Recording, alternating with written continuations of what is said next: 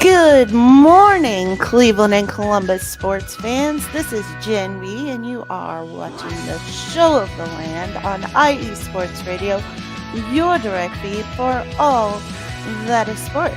We have a little bit of a special show today. We are going to talk Cavs, and then we're going to have the host of Indie Sports Nation, Big Mike, join us. And we're going to talk about the Cavs and the Pacers. And then we're going to talk about Ohio State, Notre Dame College Football Championship coming up next Monday. So be sure to stay tuned for that. Once we're done with all of that, we will talk about the rest of the teams, the Charge, the Guardians, Blue Jackets, the Monsters, and sadly, we had stuff to talk about with the Browns. I know I said we were going to talk about them for a while, but stuff happened. Stuff happened. We're going to talk about the Crew, the Crunch, and the Fury as well. So stay right here with the Show of the Land with Jenn B on IE Sports Radio, your direct feed for all that is sports, and we will get things rolling right after these messages from our sponsors.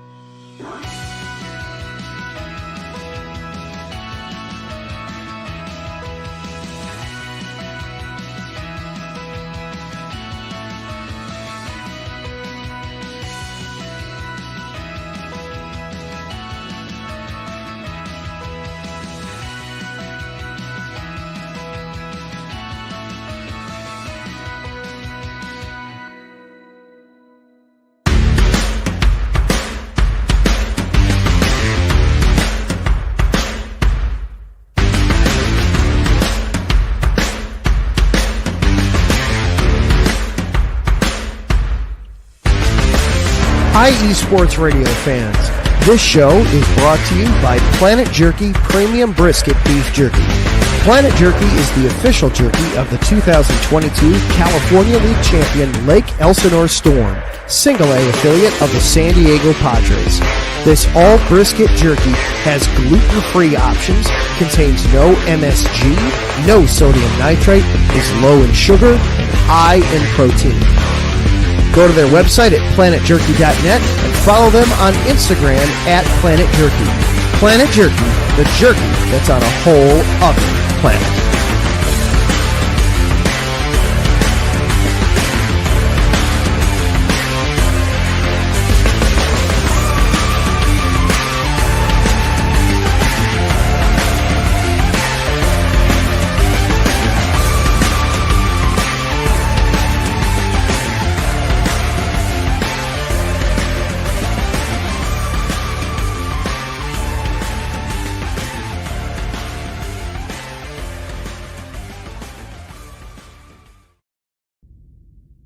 Rise and shine. It's 4 a.m. The stars are still out. The sun is beneath the horizon, but it's time to punch in and go to work. The comfort of your warm-ups turns into the grinding out of your reps as the clinking and the clinking of the plates create a symphony of euphoria. There's no other feeling like it. Earn it, burn it, and take what's yours. IE Sports Radio has proudly partnered with Vital Apparel, a brand that not only fits great, but also promotes and donates to mental health research. Use our code IESR to get 15% off their comfortable and inspiring gym wear and help them on their amazing journey to support mental health. Go hard, take part in your iron therapy, and be strong. Because when your mental health is as strong as you are, there's no telling how far you'll go.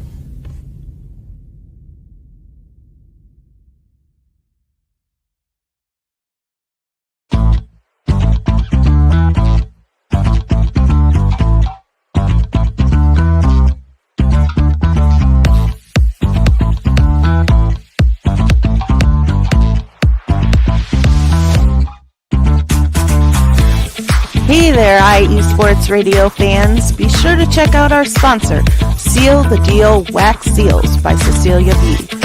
You just finished your very own wedding or baby shower invitations and you're looking for that extra special touch? Maybe you just wrote a letter to a relative or a friend and you want to add to their smile when they receive it. Then seal the deal with Cecilia's handmade sealing wax stamps for your invitations, letters, and gifts. You bring the deal, we'll bring the seal. You can find them on Instagram at sealthedeal_wax stamps and on Facebook, Seal the Deal Wax Seals.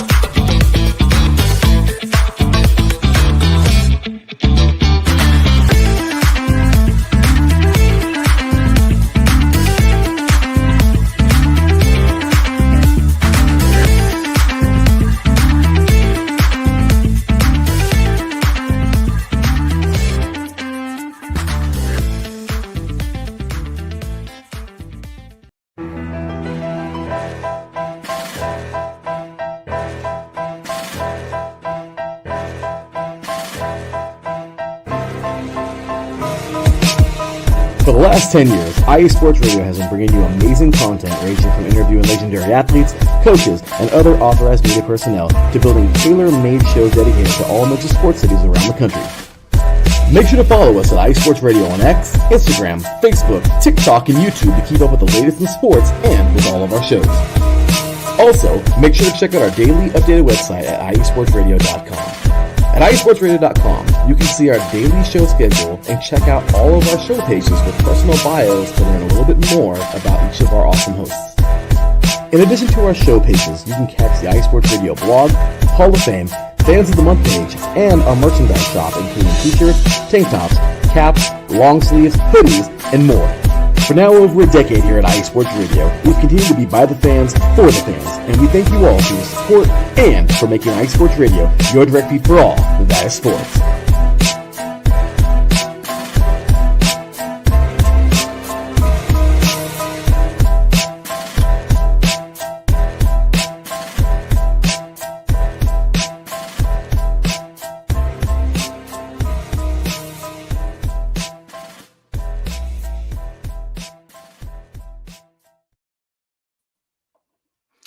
Welcome back to the Show of the Land with Jenn B on IE Sports Radio, your direct feed for all that is sports. Be sure to check out all those wonderful sponsors and our newest sponsor, Raw Nutrition Supplements.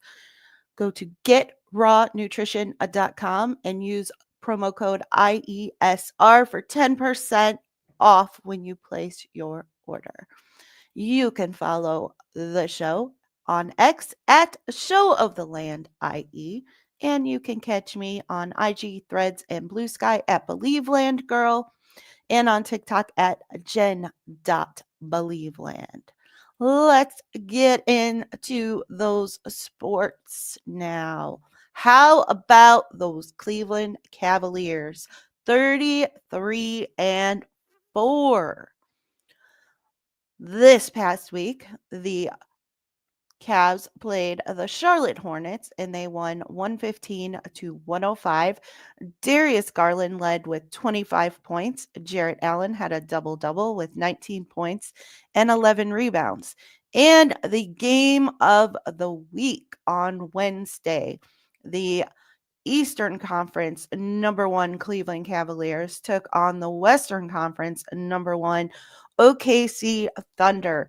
And boy, was it a thriller. There were 30 lead changes, 8 ties. It was insanity. But the Cavs came out on top, 129-122. Jarrett Allen led with 25 points and a double-double with 12 rebounds. Evan Mobley also recorded a double-double with 21 points and 10 rebounds as Tower City led the way to the win.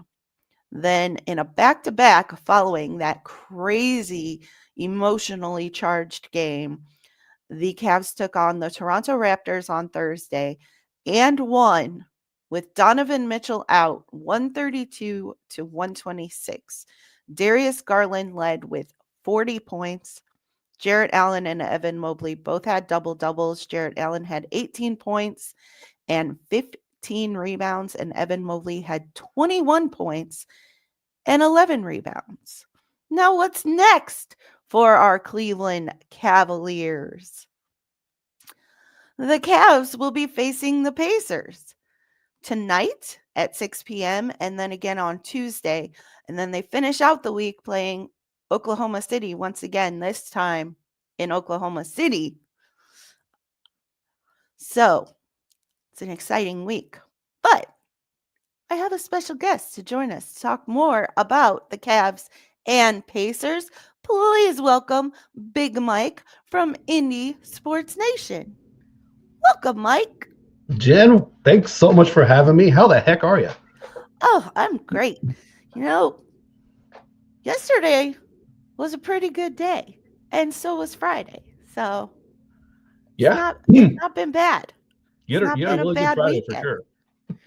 sure. My volleyball team lost, but everybody else won. So That's a good stretch. You yes, can't complain about that. no.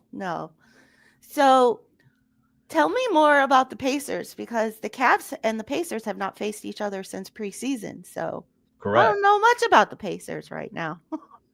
Well, it's been a really interesting year for the Pacers. We all saw remember what they did last season by making it to the Eastern Conference Finals, which was ahead of schedule. Yeah. Things kind of fell in place for them and found themselves in the conference finals, which was kind of crazy. So you can imagine coming into this season, the expectations were pretty high. I think they're a little too high, to be honest, because this is still a very young squad. But it's been a really weird year with a lot of injuries. And I'm always the next man up type of guy. But when you lose your two backup fives, and that puts you with Yikes. basically, one, that makes it a little bit tough. And then you lost two starters on the process. So they had at one Ooh. point this season, you literally had half the team hurt, which forced Coach Rick Carlisle to put in some different rotations and schemes that just wasn't, ideal for this Pacers team. It put too much on Tyrese Halliburton. I think he felt like he had to carry the load, and that's just not his game necessarily. Yeah, I keep seeing his name pop up in the leader board. Yeah. And it's just it forced them just to do some things they didn't want to do. Last year, this team was pretty healthy and had the best bench in the NBA, which is what made them so successful. They were so deep, and it wasn't like the Knicks where they're playing their starters 36 minutes a game and more. These guys were getting 29, 30 minutes and getting a lot of time to rest and make that strong fourth quarter push.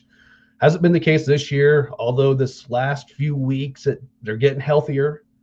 They did make a trade to get Thomas Bryant here to give Miles Turner some help, so get a little bit more depth there. They've won 5 straight now. Again, it's not been against the best competition, but it does kind of feel like they're turning a little bit of a corner. Well, that's good. And even if it's not against the best competition, those win streaks encourage the guys for sure. Absolutely. Oh, I'm looking forward to this matchup because the Pacers kicked our butts in preseason. I don't It's think you have Donovan Mitchell playing though. probably not. Kenny Atkinson was really good about not really playing the starters a whole lot in preseason.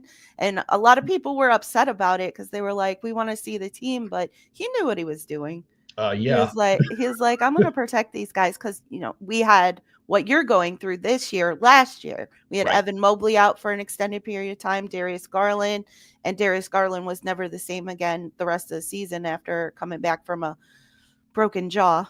I can't even imagine playing any sport after coming back from a broken jaw, eating off of a feeding tube. And Right. yeah, no, I don't know how he did it. Running up and down a basketball court after being on a liquid diet for weeks, that does not sound fun. No, not at all. So as you know, the Cavs are playing extremely well. I personally am a little shocked that a coaching change made this big of a difference for the Cavs because they didn't change anything else. The only difference from last season is that Ty Jerome is back because he was hurt all last year. Mm-hmm. That's the only difference. Everybody else is the same. So it's very surprising that just a coaching change can make this big of a swing, but Man, are they fun to watch. Hey, I'm a big believer. Coaching matters. Yes. It, Yeah. coaching matters. I Yep. Nothing against JB Bickerstaff. He was great while he was here. I didn't really have a whole lot of issues with him until it came to the playoffs. They won what they needed to win during the regular season with him at head coach, but they just couldn't take that next step. So I'm hopeful that this isn't just a regular season fluke and come the postseason we're still good to go. But I am looking forward to these two matchups. I think it's interesting how the NBA has been doing the back-to-backs over the last couple of years, where you play the same team once at home and once on their court, two games in a row. It did not work out for us against the Atlanta Hawks. We lost both of those games. So Yeah, that is kind of funny. We just the Pacers just had one with the Celtics here, a back-to-back, and was able to get a split. So coming into this, match up here tonight and then Tuesday, as a Pacers fan, that's kind of what we're hoping for too. It's like, hey, can we get yeah. one? Well, And I then mean, get one, even though Cleveland is playing on another level right now. the Cavs are due for a loss. Yeah, the law of averages says it's time. Oh. Oh. Hi, Heather. Thanks for joining. And she says she thinks it's because of the long-term contract extensions too. That definitely does help. They did extend Mobley, Allen, and Donovan Mitchell in the offseason. So it Doesn't and hurt. the teams and the team's been together for 3 years now, so they've built that chemistry too, so that helps. You see the improvement each season as they gel more. Mm-hmm. So Chemistry. yes, chemistry is huge. Mm-hmm. Which drives me crazy about Browns fans, because they want to change everything every year. That's not how you do it, guys. It's just not how you do it. Oh, Browns. I'm so sorry, y'all. I thought I wasn't going to have to talk about them for a while, but Yeah. I should have known better. It's football. What are you going to do? There's always drama in football. Always. Always. Speaking of football, shall we move on to the biggest topic of the day? Sure. Oh, football. I am still a little shocked about this. Ohio State really turned things around. Oh, all right. I was on a show last week, and I was joking but not joking. I was like, you know what? Ohio State's rival, the nemesis, did them probably the biggest favor. Yeah. It kicked their butts into gear. Yep. So, on Thursday, Notre Dame took on Penn State. Man, what a game. What a game that was. Yes. And on Friday, Ohio State took on Texas. And in the beginning, it looked like it was going to be a close one. But then Jack Sawyer happened. And it was over. And Ohio State won 28-14 over Texas. So both Notre Dame and Ohio State advanced to the college football championship that will be played on January 20th. Whew. Shout out to Taryn, who just jumped What's in. up, Taryn? And he said good morning to you as well. Good morning, buddy. Hope you're doing well. Man, I tell you what, I was watching the game Friday night. And it looked early in that game that I thought Ohio State was going to run away with it. It just felt like they were just dominating on the line. Yeah. And then just could not. I mean, I'm in the group chat. I'm texting some buddies. I'm like, it's going to be 21-0 here in about 2 minutes. And it just felt like it. And then it just never happened. And then you dropped some penalties and just kind of let Texas hang around a bit. Yes. And then obviously we know what happened in the fourth quarter there. I mean, Sawyer did his thing, but yeah, I still think Sarkisian gave you all a gift. Not sure why you're doing a pitch when you're at the 2-yard line and against that red zone defense of Ohio State. I don't know what they're thinking there. Yeah, because it's not like Ohio State hasn't shown that they have a great goal line defense Fantastic goal multiple defense. times throughout the season. Absolutely. I was just scratching my head. I'm like, wouldn't you maybe throw Arch Manning in there to put a wrinkle in it just to it worked Something, earlier, something. something, but let's do a 6-yard pitch. I'm like, oh, wow. I'd say Ohio State's going, hey, thanks for that. Right, right. Yeah, uh, I I was about to throw in my hat. I was like, "What the heck? They just cannot get anything going, and here Mhm. we go again. They're gonna blow another one."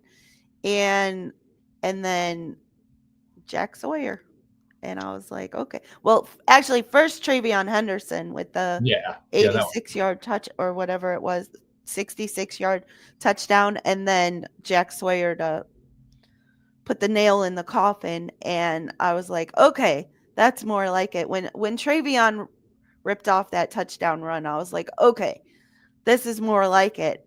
Because they couldn't get the receivers going at all. I mean, that first quarter, Will Howard was threading needles like no other. I was Mm-hmm. like, if I had a sewing club, I would be asking him to join.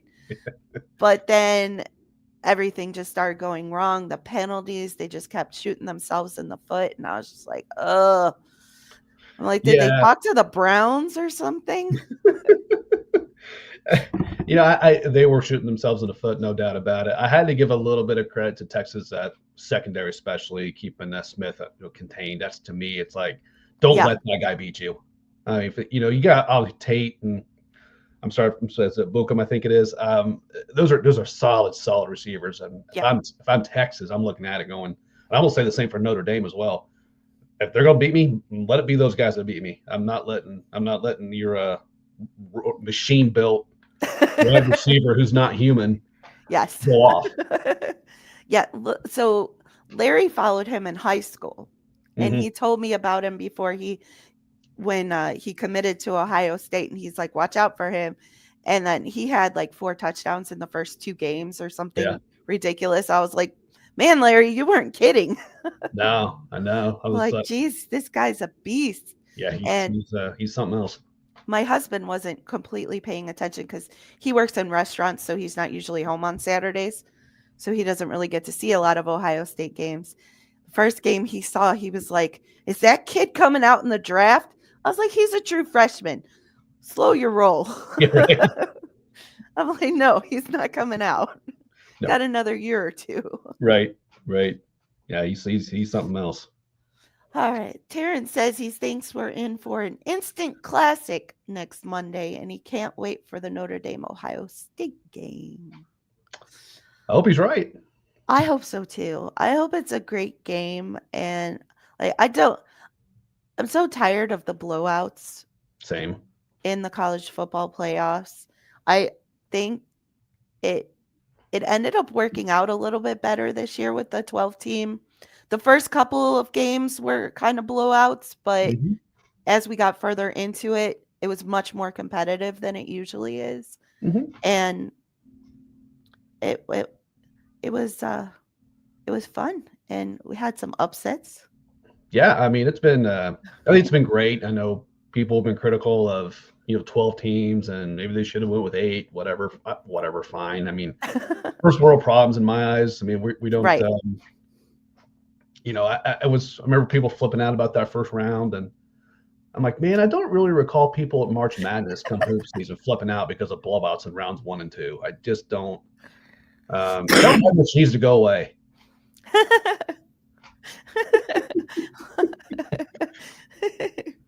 Heather loves her Buckeyes. I know she does. I know she does. No, just kidding, Heather. You know I'm joking. I will say this though: if there is a blowout in this game, it'll be by Ohio State. Yeah.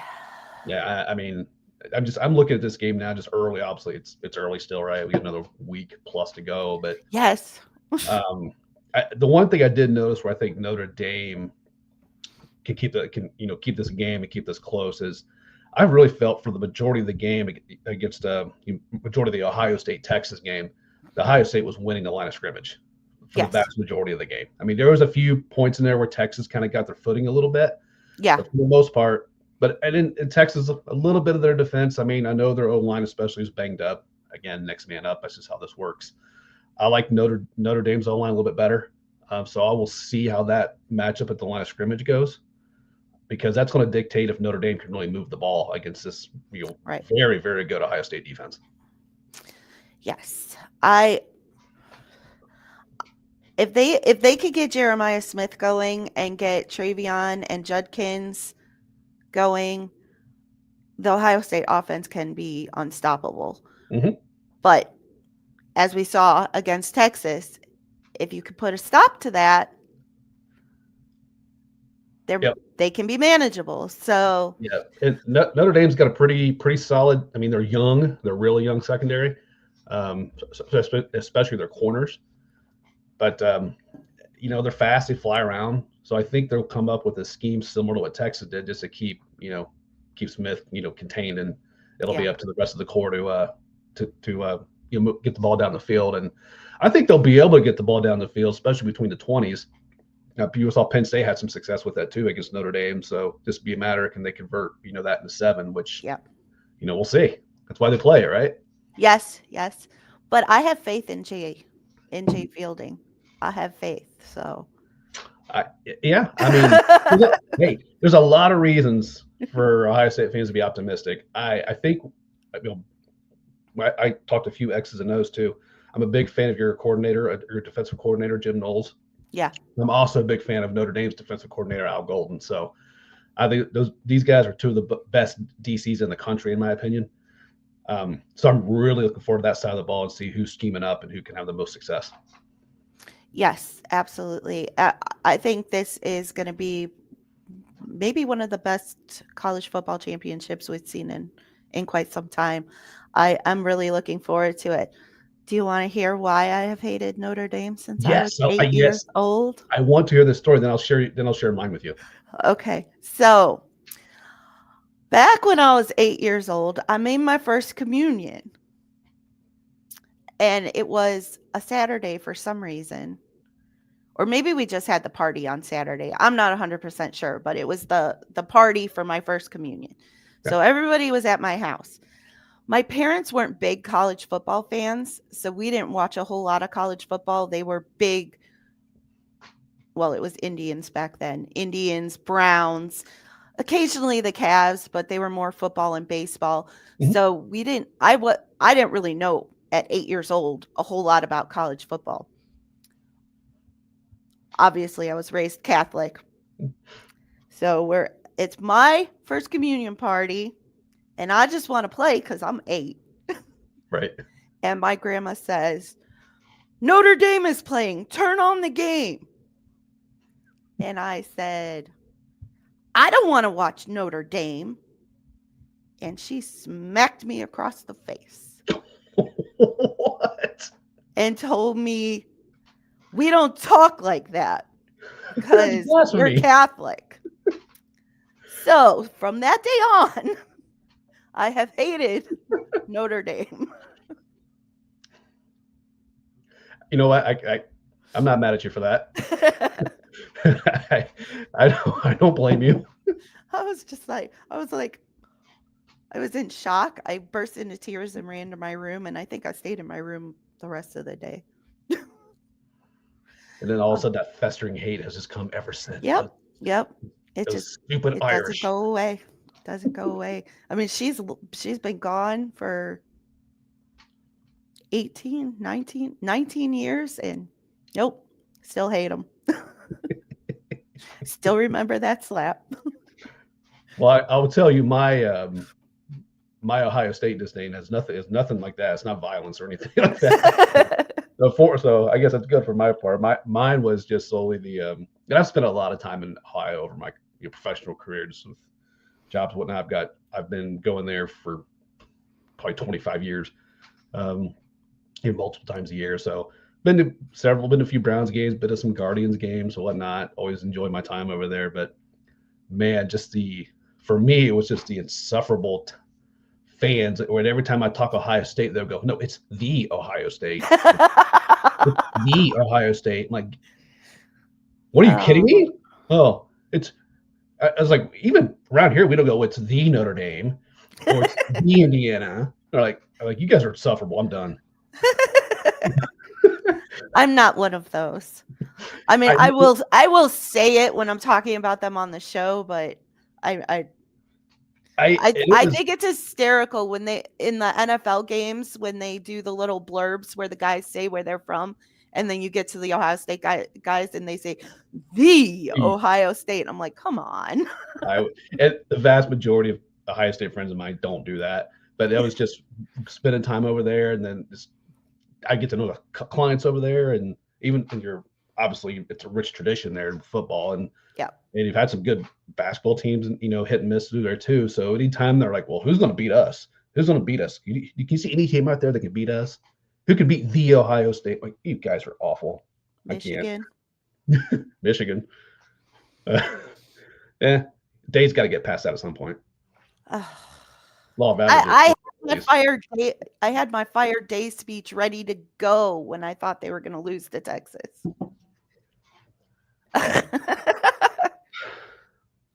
There you go. I think you're going to be stuck with them after they beat Oregon. Honestly, I know. I I'm had trying Oregon. to come to terms with it. I really am, but oops. Yeah, and I think you're. Didn't you want Vrabel for a hot minute? He just inked a deal with the Patriots. Yeah. I know. He just signed with the Patriots, so that ship has sailed. So I guess I have to get on board with Ryan Day. I don't know what it is. I can't stand his face. Like, just don't show me his face, and I'll be okay. And don't show him running like that again either. Oh yeah, don't. Oh Yeah, my please. God, that was hysterical. I was like, oh wow, I don't ever want to see that again. That was funny. I mean, I love when coaches get into the game with their players and they run down the sidelines, but that was not pretty. I think it was because he was connected to a cord or something. It made it so awkward. Now, I will say this. Now, when Marcus Freeman gets out there, he gets out, he's pumping that arm. He's just doing this and this. I'm like, yeah, show that all day long because yeah. But all those, there's been a few games where he got a little close to Woody Hayes in an opposing player, so he might need to step it back a bit. But other than that, like Sean McVay, right? Sean McVay drives me crazy when I see LA Rams games. I'm like, dude, get off the field. What are you doing? No. Like, you're gonna get a penalty for your team. What are you doing? Oh, they get so into it though. I mean, it is encouraging, and that is actually, speaking of coaches, that's one knock a lot of people have had about Kevin Stefanski, is that he doesn't show a lot of emotion on the sideline. He's gotten better. Yeah. I think somebody talked to him. He has gotten better about that. But yeah, I do like when the coaches show that enthusiasm. But that was a sight, Ryan Day running down the sideline like that. It's like, don't just stay where you're supposed to be. You don't need to be doing that. You're gonna hurt yourself. Yeah, I know. Like, guys will break a hip or something if he's not careful. Right. Oh, so how are you feeling overall going into this game? I know you guys have some injuries on the offensive line. Yeah, a little nicked up there. We'll see. We'll see later this week, kind of how that shakes out. I guess. Jeremiah Love's been hurt for a few weeks. To be honest, he's just, and a lot of these guys are at this point, right? I mean, right. You're at the end of the season. You've been going, for months, and you're going to be dinged up and sore and what have you. So, from the running back perspective, they'll be good. It's going to come down to Riley Leonard. He's going to have to make throws. Yeah. And he did against Penn State. He made a few throws when he needed to. He can pick up first downs with his legs. He's kind of a no fear guy in that regard. So we'll see the quarterback play. I mean, that's going to be quarterback to quarterback has advantage of Ohio State. But, Leonard made some solid plays when he needed to against Georgia, even though his stats were not good. And kind of same with Penn State. So that's going to be key for me on the offensive side, how he's got to be able to move the ball down the field against that Ohio State defense. And that's going to be the biggest challenge he's had in his career. And stay off his back. Correct. And, and that's the thing, because, we'll see when Knowles starts blitzing, he'll bring literally the house. Like Like everybody. Yeah. like everybody, like all 11 are blitzing. It's nuts. Yeah. I mean, it works. Yeah. I'm like, if he happens to throw that pass, it's a touchdown. Yeah, If they catch it. If they catch it, Texas did have some problems with actually catching the ball. yeah. That is a key. Put it down. You need to actually catch the ball. But yeah, I'm like, there's like one safety back there, and that's it. Right, Everybody else is rushing. I'm like, right. what But are we I trying think to do here? it's. I mean, this is a different, and we'll see how the game plays out. Obviously, it is a different Notre Dame team than what we've seen in the past years with Brian Kelly at the helm, for example, where they would come into these big games, play on their heels, and get beat by 30. Yeah. This isn't even if that were to happen on Monday, I don't necessarily think it's going to happen, but we'll see. Notre Dame is playing much more like on their toes, and they're punching teams in the mouth. They're flying to the ball, so I expect this game to be very physical. Yeah. Um, it's going to be great. I mean, just good old fashioned, hard hitting, knock you in the mouth type football. Yeah. I'm really looking forward to it. Ohio State's offensive line is also very beat up. We lost our starting center. Mm-hmm. And I don't know how much you saw of the snapping during the Texas game. It's been the same throughout the playoffs. The center is snapping the ball so low. I'm like, come on, can you please get that ball up? Poor Will is like bending for to touch his ankles just to catch the freaking snaps. Almost every snap. I'm just like, oh my God.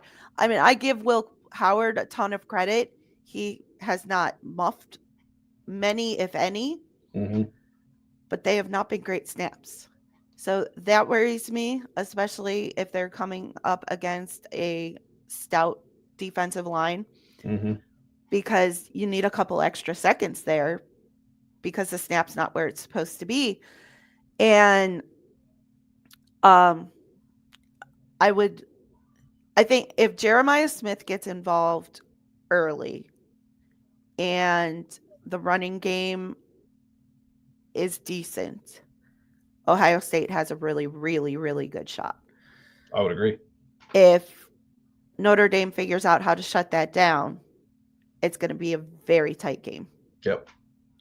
So we'll see how it ends up playing out. But I will say I'm not 100% in on our DBs. Our safeties aren't bad, but our cornerbacks, especially, Seen them get cooked a few times this year. yeah, they have gotten cooked. And Igbinosa is way too handsy. Notice that as well. He drives me up a wall. I'm like, will you keep your freaking hands to yourself? Do your job, and you don't have to touch them. Yeah, I mean, I guess from that aspect too, Notre Dame's not necessarily known for having these killer wide receivers. They've got some possession receivers that when they get an open space, they can get some yardage. Yeah. But from that aspect, if that would be really interesting turn of events if we're seeing a lot of PIs on your receivers downfield. That means Riley Leonard's getting the ball downfield, which would be like, wow, that's going to be good for Notre Dame. Yeah, Igbinosa drives me up a wall. I did a mock draft yesterday, and I saw somebody take him. I can't remember who it was, but I was like, good luck with that. Because they're even more strict about that stuff in the NFL. Oh, yeah. You can't touch. No, pretty much. But, yeah, I'm not so sure that he's going to do all that great in the NFL unless he learns to keep his hands to himself, because there were a couple of games that he cost us 3 or 4 pass interference calls. So I was just like, I'm like, what? How many times does he have to do it before you take him out of the game? Because this is getting absurd. Right. So, and obviously they're not trying to teach him to not do that, or he's not listening, one of the two, right? Because it just keeps happening. He keeps doing it, same thing over and over. But I am a little concerned about JTT. He's a little shaky on that ankle. He battled though. He did, but we'll see. We'll we'll see how it goes over the next few days. I'm sure I'll be hearing more about how he's doing, because once that swelling sets in, it's not as easy to ignore. Right. Right. So Something tells me he'll be all right.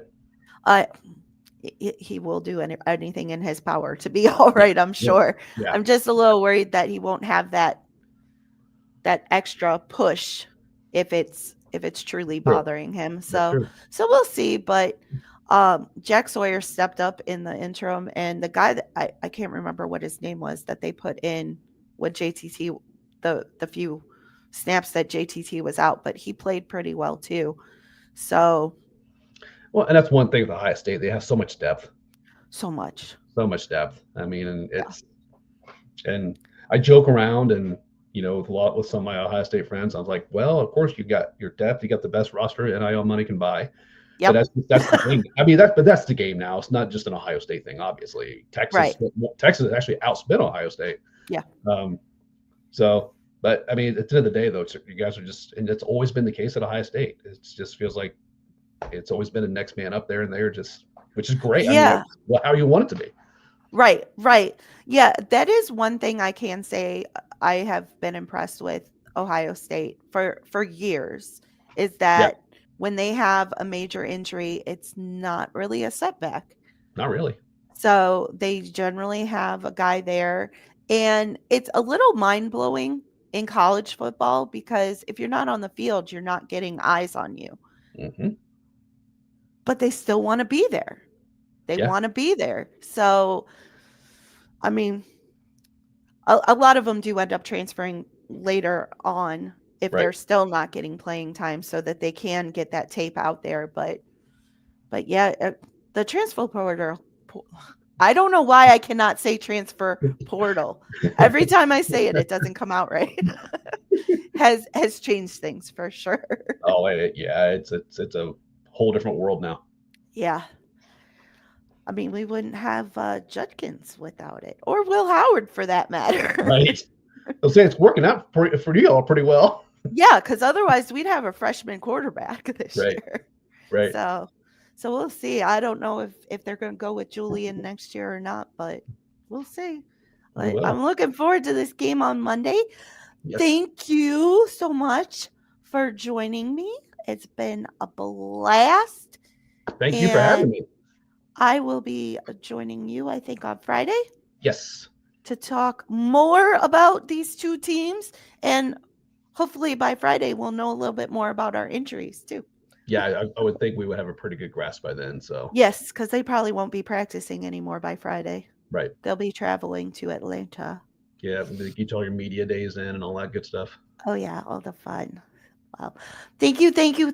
And I will catch you on Friday. And good luck tonight against the Cavs. Yes, should be a fun game. Yes. All right. I am going to say goodbye to Mike. Bye, Mike. Thanks, Jen. Thanks. And I am now going to take a short break, and then we will get into the rest of our Cleveland and Columbus sports. So stay right here with the show of the land on IE Sports Radio, your direct feed for all that is sports. And I will be right back after these messages.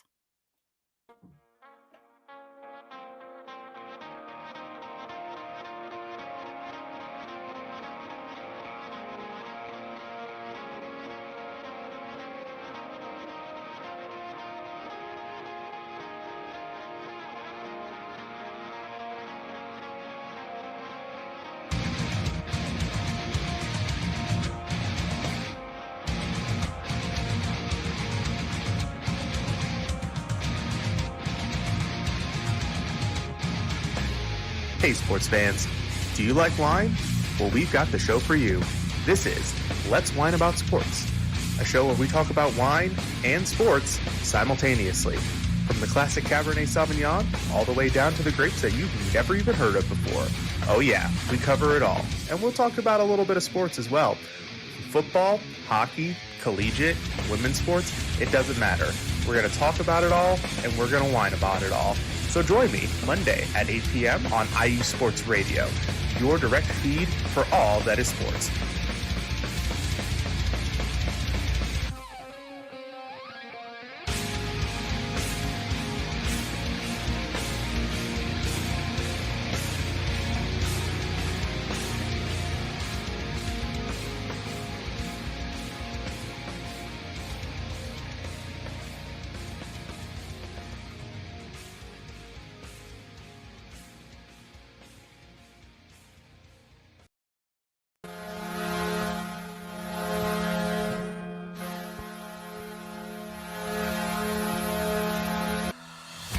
Hockey fans, I'm Adam Kernick.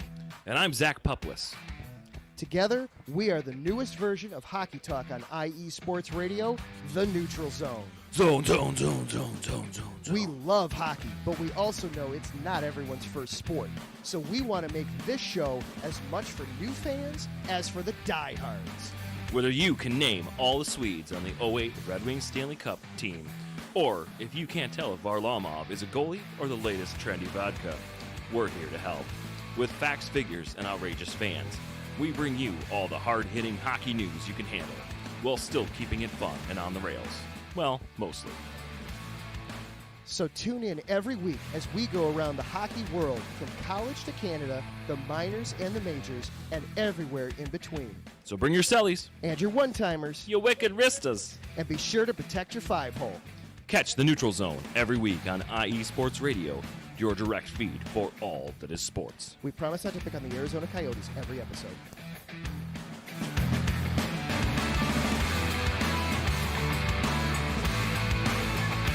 Welcome back to the Show of the Land with Jenn B on IE Sports Radio, your direct feed for all that is sports.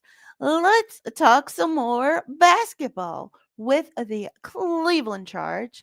They did not have a great week, sadly.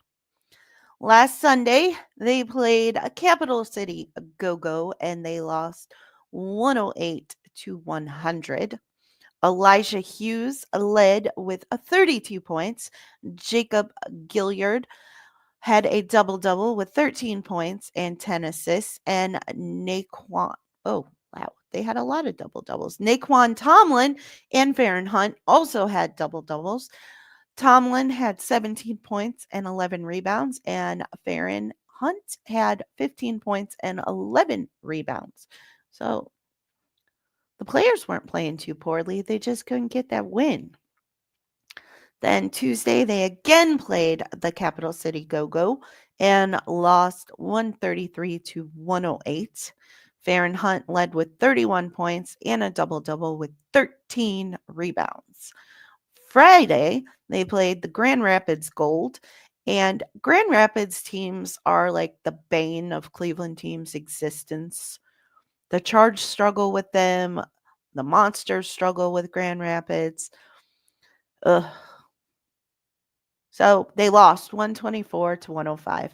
Farron Hunt led with 23 points, but they turned things around yesterday when they again played the Grand Rapids Gold and they won 113-103 with the help of all of the Cavs two-way players. Jalen Tyson led with 23 points and had a double-double with 16 rebounds. And Naquan Tomlin also had a double-double with 14 points and 10 rebounds. The Charge only have one game this week, and it is Tuesday against College Park Skyhawks. So hopefully they can get another win under their belt. Have a little bit, just a snippet of Guardians news.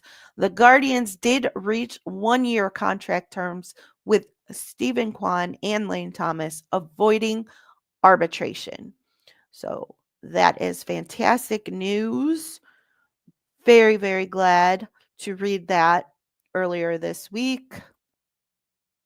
Now for the Columbus Blue Jackets, who are on a 4-game winning streak. How fantastic is that? And they are sitting alone in the last wild card spot, up by 2 points over the next closest team. So this past week on Tuesday, they played the Pittsburgh Penguins and they won 4-3 in a shootout. Dmitry Voronkov had 2 goals and Adam Fantilli had a power play goal. Sean Monahan left during the game with an upper body injury, which has now been reported as a wrist injury, and he is expected to miss a week or 2. He will be reevaluated more closely once the swelling goes down, and he has been placed on IR. So we will keep an eye on that. Hopefully, he will be back sooner than later. And Kent Johnson and Kirill Marchenko scored the goals in the shootout to give the Blue Jackets the win. With the Sean Monahan injury, the Blue Jackets recalled Luca Del Belbaluz from Cleveland. And they also on Thursday recalled Owen Sillinger on an emergency recall because his brother Cole was ill. On Thursday, they played the Seattle Kraken and they won 6-2. Owen Sillinger made his NHL debut. Goals were scored by Sean Corelli, Luca Del Belbaluz, Zach Werenski, Denton Mateychuk, and that was his first NHL goal. Congratulations to Denton. It's been a long time coming. He's come close a few times. I'm glad he finally got it.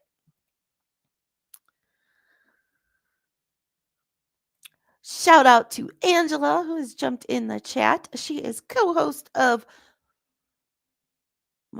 Tornado Takeover, our Oklahoma show. So be sure to check her and her fantastic husband, Fred, out for that show on Tuesdays, I believe they go.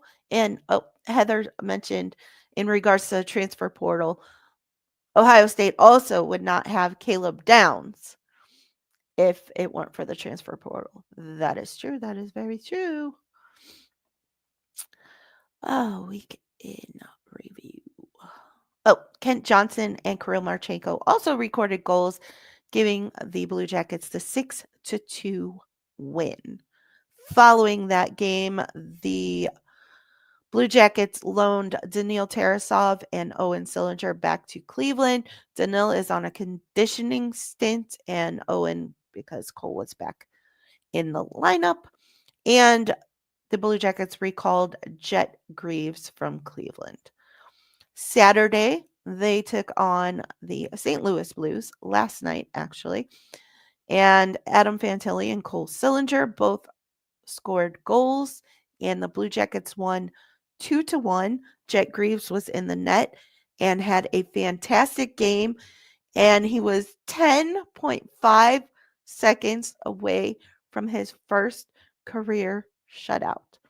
Unfortunately, Zach Werenski fell and stuck his stick out to try and bat the puck away from a Blues player and ended up tripping him, leading to a power play, and the Blues were already empty net.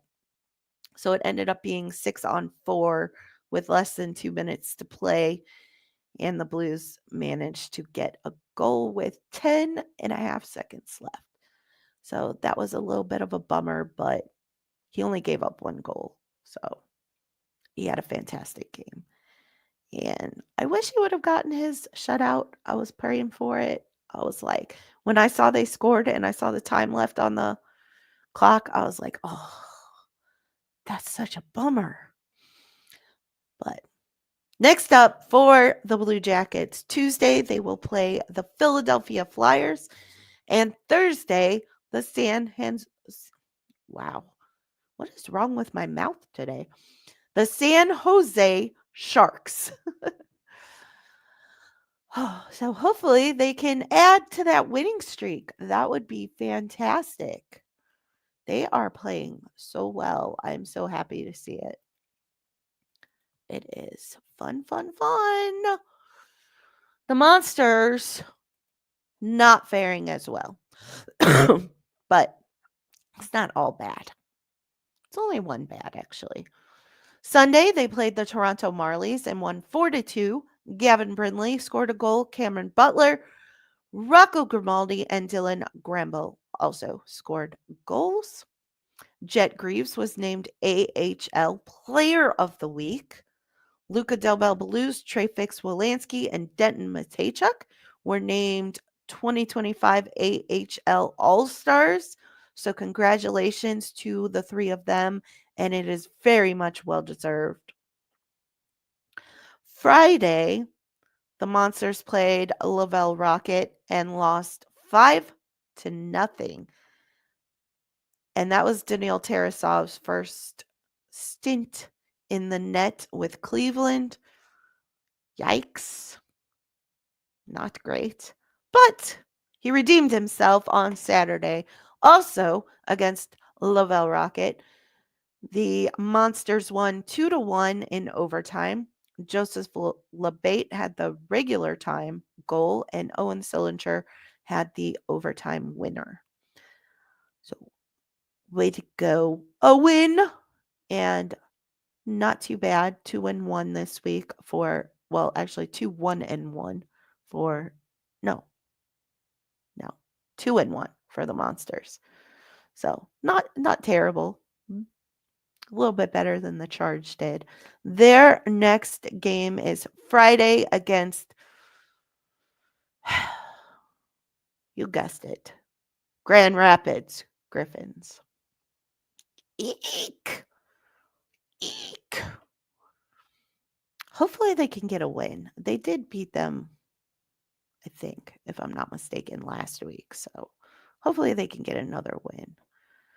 They always struggle against the Griffins. It doesn't seem to matter.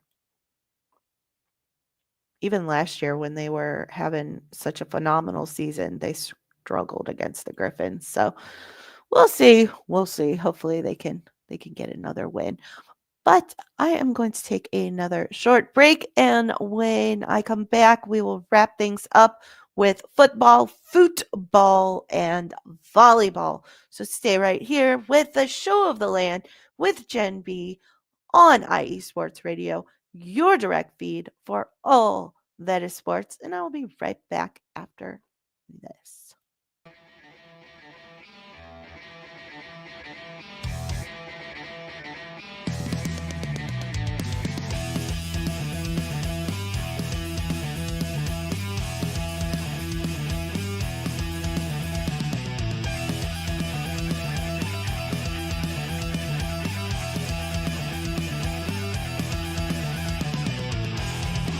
It's IE Sports Radio. It is your direct feed for all that is sports. It is Philly Sports Talk with Cash and Chris every Tuesday night right here on IE Sports Radio, your direct feed for all that is sports. Philly Sports Talk with Cash and Chris is the most comprehensive view on Philadelphia sports exclusively right here on IE Sports Radio. You know what it is, your direct feed for all that is sports. Tuesday night, IE Sports Radio, Philly Sports Talk with Cash and Chris.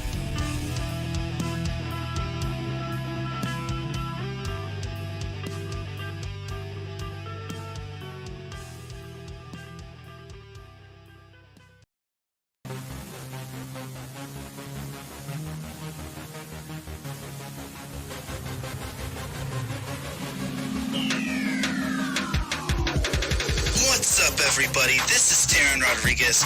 Are you a fan of volleyball? Are you a fan of Thunderous Spikes? Then I have the show for you, Set Point, where I cover NCAA men's and women's volleyball, high school boys and girls volleyball, beach volleyball, and even professional volleyball. Catch the action every week here on IE Sports Radio, your direct feed for all that is sports.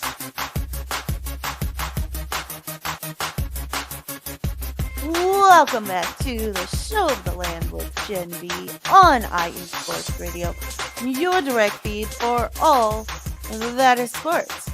Be sure to check out our other wonderful shows, Philly Sports Talk with Cash and Chris, and Set Point with Taryn Rodriguez. He is really the best coverage of volleyball that I have seen out there. And he loves it so much. He is so into it. It is so fun. His show is so fun. So be sure to check him out.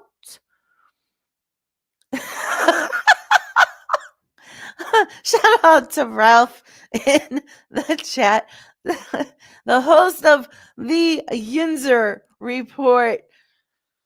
And he is wiping his butt with his terrible towel as the Steelers got trounced yesterday by the Ravens. Boo! Because Ralph and I both hate the Ravens. Now, let's talk the other AFC North team. So, so much for not talking about them for a while, right? The team was advised during exit physicals that Deshaun Watson had a setback in his recovery timeline unknown. Well, then the following day, it was announced that that setback was that he suffered a second tear to his Achilles and underwent a second surgery. So the likelihood that Deshaun Watson will take the field in a Cleveland Browns uniform ever again is now about 0. So it's been real, it's been fun, but it's not been real fun. Farewell, Deshaun, and best luck. The Browns signed a number of players to reserves and future contracts.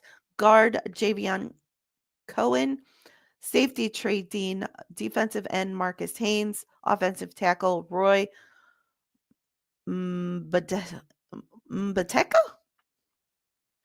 tight end Trey McKitty, offensive tackle Julian Pearl, defensive end Ellerson Smith, kicker Andre Schmidt, offensive tackle Lorenzo Thompson.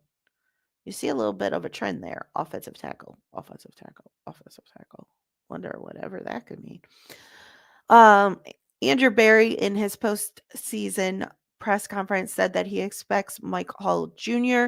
to be ready for the 2025 season after suffering a severe knee injury in the season finale against the Ravens. Kevin Stefanski has been doing interviews for the offensive coordinator. He has interviewed the Browns' current tight end and passing game coordinator, Coach Tommy Rees. He also has interviewed Seahawks quarterback coach Charles London, Dolphins quarterback coach Darrell Bevell, Darrell Bevell. And the Browns have hired Mike Bloomgren as their new offensive line coach. Mike Bloomgren is actually part of the Bill Callahan tree.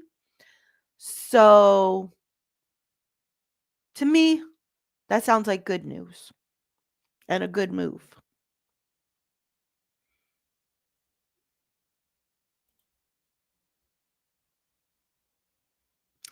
Yes. As Angela points out, he's been posting pictures out with his girl and another torn Achilles. Yes, so in regards to that, I saw some posts yesterday. Now, I don't know how true they are or if it is, it all depends on the wording of the contract, but there is a possibility that because of what Deshaun Watson has been posting, apparently there's some TikTok videos of him dancing and not wearing a walking boot and things of that nature. There is a possibility that the Browns may have an out in his contract if he is violating the conduct policies in regards to injury rehab. So we will keep an eye on that. But as it stands right now, he's just not going to play anymore. The Browns are getting a pretty significant insurance payout that will put a dent in the cap hit for Deshaun Watson as well. The Browns have also been designated as a home team for a London game in 2025. I don't know how I feel about that. I'm going to have to set my alarm for that day because 9:30 is not a time that I am generally up and ready to watch football. But I guess I'm going to have to get there before the Browns play in London. And Myles Garrett was named AP All-Pro First Team. Surprise, surprise. No surprises here. Not a surprise at all. Now, for the Columbus Crew, they have some news as well. I guess he doesn't need a job. I mean, he has $230 million in his pocket, so probably not. Oh, Columbus Crew. Max Arfston, Patrick Schulte, and DeJuan Jones have been called up to the U.S. men's national team for the annual January training camp. So congratulations to those three. The Crew also signed free agent midfielder.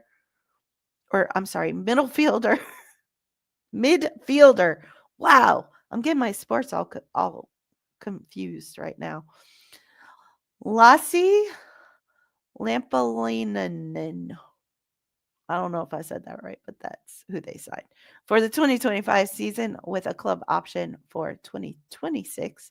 They also signed goaltender Nicholas Hagen to an extension through the 2026 season with club options in 2027 and 2028. So, all good news for the Crew. Season getting ready to ramp up. Training camp is starting in the next week or two. Woohoo!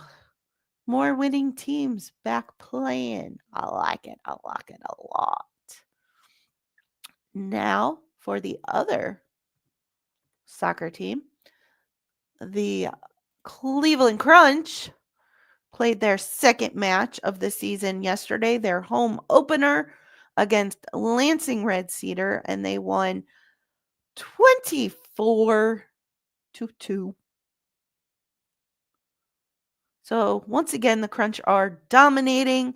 Admir Suljovic had a first half hat trick and another one along the way. He scored 7 total. Janice Schmidt also had a hat trick. And Admir Suljovic was named man of the match. Can't imagine why that would be, with 7 goals scored. Their next match is next Sunday against Lansing Red Cedar.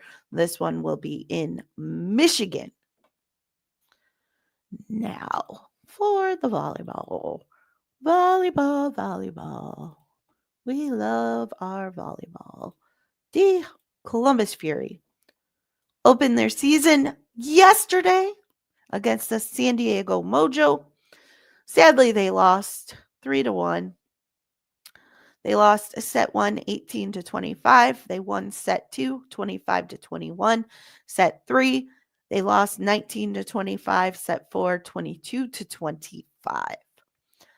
It was not San Diego's first match of the season. It was Columbus's, and they do have a whole lot of new players. So, not overly disappointed in this loss. They did keep it fairly close for the most part. The Mojo did go on a couple of pretty decent runs. So hopefully they can figure things out as they get a little bit more chemistry together. Their next match will be Thursday against the Atlanta Vibe. So a good luck to the Fury on Thursday.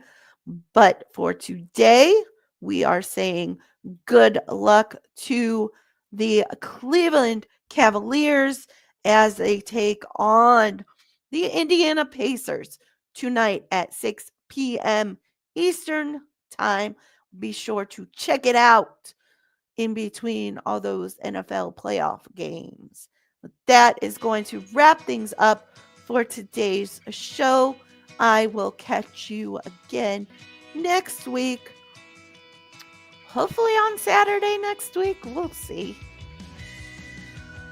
Thank you once again for joining me. Shout out to Taryn, Heather, Angela, Ralph for joining the chat. Another special thank you to Big Mike for joining me for our Cavs, Pacers, and Ohio State Notre Dame talk. And I look forward to joining his show later in the week to talk about those things a little bit more. I appreciate you one and all. If you're watching live, thank you very much. If you're catching the playback on anywhere you listen to podcasts, or you can catch it on YouTube, be sure to hit that like and subscribe button on the IE Sports Radio YouTube page, channel, whatever you want to call it, so that you can get notifications when your favorite shows are getting ready to take off and go live. And go Cavs! Have a good one. Thank you.